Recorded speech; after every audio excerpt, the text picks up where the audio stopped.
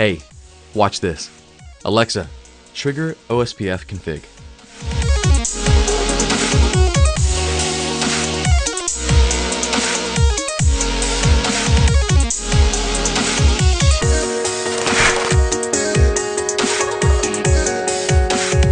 What just happened? What was that? Well, let me show you. And it's network automation. Come on, let's go. I have 5 routers that I wanted to configure with OSPF. 1, 2, 3, 4, 5. Notice what I did not do. I did not log into these devices via command line and put in the command like router OSPF. I didn't do that. Instead, I had this handy dandy Python script. Python is a programming language that you'll see everywhere when you're talking about network automation. You need to learn it. You should learn it. Learn it. I wrote this Python script and I told Python, hey Python, listen here. I want OSPF to happen. Please configure OSPF on my routers. And I also said, Python, I don't want to have to log into each device individually. It takes time. That's my time. Can you do that for me? And he said, yeah, because he has no choice. So he did it. He logged into router 1, router 2, router 3, router 4, router 5, and configured OSPF. Well, I just kicked back, had some coffee. Here we go. Oh, that is really cold. Ugh. And of course, I had my good old buddy Alexa over here, who was my trigger. So I said, hey, Alexa, do this. And she triggered my Python script. So what is network automation? This. It's this versus what we would traditionally have to do. So let's erase the Python. Sad. The traditional way would be me logging into each device and going, configure, configure, configure, configure, configure, individually, right?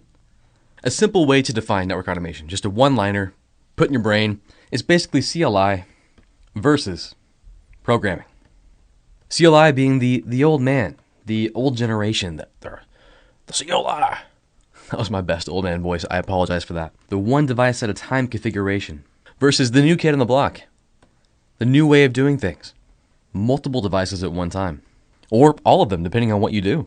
Now, that is an oversimplified way to look at it. The official definition from Cisco, I'll read it to you right now. The process of automating the configuring, managing, testing, deploying, and operating of physical and virtual devices within a network. So in the example I just showed you, all we do is configure something. We used automation, but we just did configuring. There's more to automation just based on the definition I read you. Another example would be troubleshooting your network. I can't tell you how many times I've gotten a call in the middle of the night, 3 a.m., and, networks do break, right?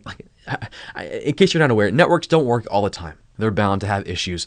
And having to wake up in the middle of the night and even remembering how OSPF works and then having to troubleshoot why it isn't working, and without coffee, oh, come on, impossible. But using Python, using software, using all these network automation tools we're going to talk about in depth here in a moment, we can automate that process to where when I wake up at 3 a.m. in the morning and I can hardly see in front of me, I can just, hey, run the script, tell me what's wrong.